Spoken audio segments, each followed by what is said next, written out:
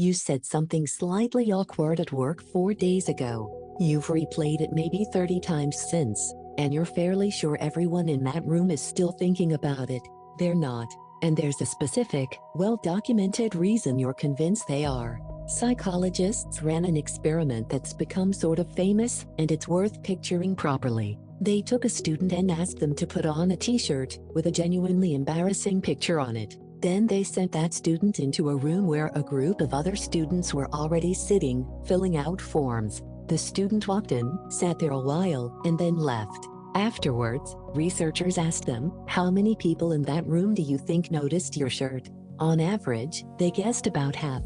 Which feels reasonable, honestly. You'd assume walking into a room in a ridiculous shirt is a memorable event. Then researchers asked the actual people in the room. Roughly a quarter had noticed. Half of what the wearer expected.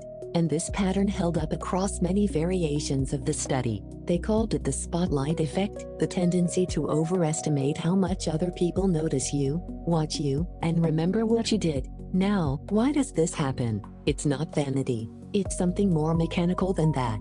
You are the only person who experiences your life from the inside, continuously, without a break. You have every detail of that awkward sentence, the exact words, the pause afterwards, the way your voice went slightly odd. That memory is vivid and complete, and it belongs entirely to you. Everyone else got maybe 2 seconds of it while thinking about their own stuff. The trouble is you can't easily imagine that. Your brain has to build a model of what other people saw, and the only material it has to build with is your own extremely detailed version. So it starts there and adjusts down, but never adjusts down enough. That's the whole mechanism. You anchor on your own experience and undercorrect. And here's the bit that should be genuinely freeing. Everyone in that room is doing exactly the same thing about themselves. They're replaying their own awkward moment, convinced you noticed it. You didn't. You were busy replaying yours. We're all under the impression we're the only one being watched, which is mathematically impossible and yet somehow the default human experience. There's a companion finding worth knowing about, because it covers the other half of this. Researchers also tested how well people detect our internal states, nervousness, discomfort, the feeling that you're visibly falling apart. They had people give speeches while feeling anxious, then compared how anxious the speaker felt to how anxious they actually looked to the audience. Again, a huge gap. Speakers were certain their nerves were obvious. Observers mostly saw a person giving a speech. They called this the illusion of transparency, the sense that your inner state is leaking out and everyone can read it.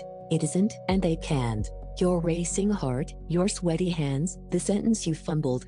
All of that is deafening from the inside and nearly invisible from the outside. So the two work together. People notice you less than you think, and when they do notice, they can see far less of what you're feeling than you'd assume. Mira avoided the gym for 2 years.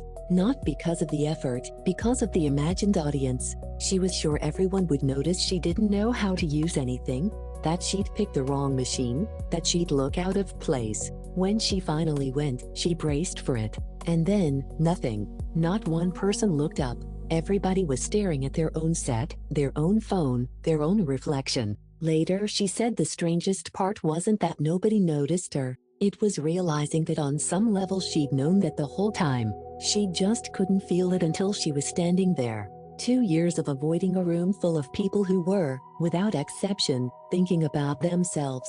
This matters because the spotlight effect quietly shrinks your life. It's the thing that stops you asking the question in the meeting, going to the class alone, wearing the thing you like, trying something you'd be a beginner at. Every one of those decisions gets made against an audience that isn't actually watching. And notice the cost isn't just the missed thing, it's the ongoing tax, the constant background monitoring of how you're coming across, which is exhausting and also makes you worse at the thing you're doing. It's hard to be present in a conversation while simultaneously reviewing it. When you actually absorb that people are mostly not thinking about you, 2 things get easier. Doing slightly embarrassing things gets much cheaper because the audience is imaginary, and recovering from real mistakes gets faster because the world genuinely does move on before you do. This isn't about pretending you don't care what anyone thinks. It's about calibrating to the true number, which is much lower than it feels. Here's how to actually use this. Step 1. Have your estimate, then have it again. When you catch yourself sure that everyone noticed, remember the study? The real number was about half the guess, and that was for someone in a deliberately ridiculous shirt. Your ordinary awkward sentence is far below that. Step 2. Do the reverse test. Try to name what a colleague wore 2 days ago, or the last thing they said that landed badly. You almost certainly can't. That's the actual resolution other people are storing you at. Step 3. Name the imaginary audience. Before avoiding something, ask specifically, who exactly is going to notice and what else are they doing right now? Said out loud, the audience usually collapses into nobody, they're on their phone. Step 4. Assume a 2-day memory.